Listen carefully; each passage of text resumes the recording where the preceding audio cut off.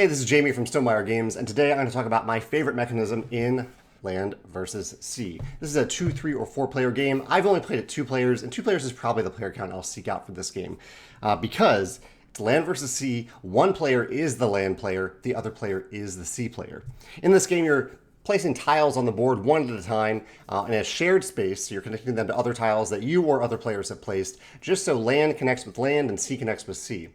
When any player completes a land mass or a sea mass, so this one isn't complete, but if it was complete, when any player completes a land mass, the corresponding player scores points for it. So if a land mass is completed, then the land player scores 1 point per tile in that land mass. If a sea and is enclosed, is completed, then the sea player scores. Doesn't matter who actually completes the land or sea mass.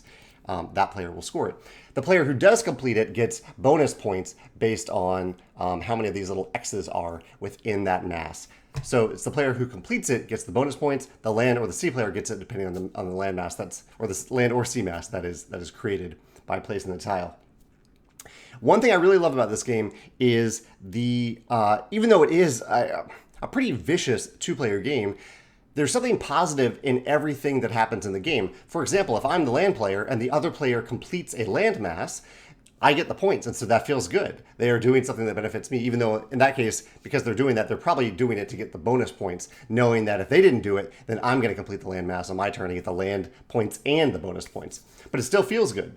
Also, every time someone places a tile, it's probably going to benefit both players. Like if I place this tile on the board, and I'm the land player, maybe it's helping me because I'm putting it in a specific place to build a better or finish a land mass, but I'm also creating 3 edges for the sea player that might benefit them as well. This can also be kind of harsh at certain times where if like the sea player is about to close off an area, complete a sea, and I put this tile down and open it back up again, it can be harsh there too. But I like this feeling that every time I place a tile, it's helping me for sure, but it's also probably expanding the possibilities at least for the other player as well.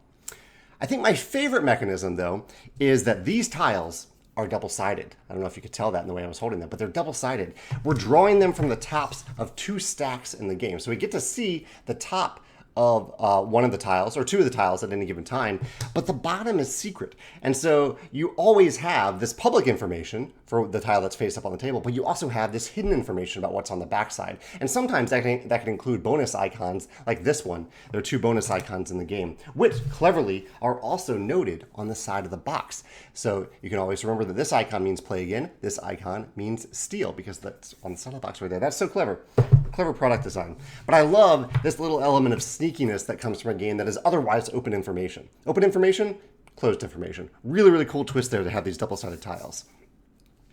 The last thing I think I like about the game, although I really do enjoy the core game itself, is that there is a scaffolding for scoring. So as you play more and more Land versus Sea, you can add other ways to score. There are mountains and coral and caravans and ships. There are these other tiles that you can add in, but you don't have to play with them. So I like if you're playing Land versus Sea and you're ready to add to the complexity, the decision space, you can add these tiles, but you don't have to.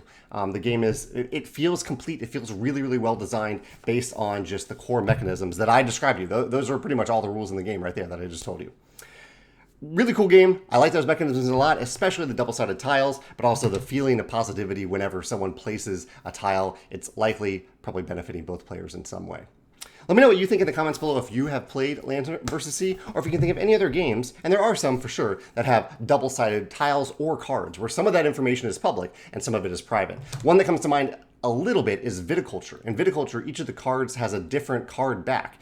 So vine cards are green and wine order cards are purple. And so when you're looking across the table, even though that information, what's on the cards themselves might be private, you can see that a player has 4 wine order cards in their hands. They're probably going to go after some wine orders at a certain point. You can see that information from the backs of their cards.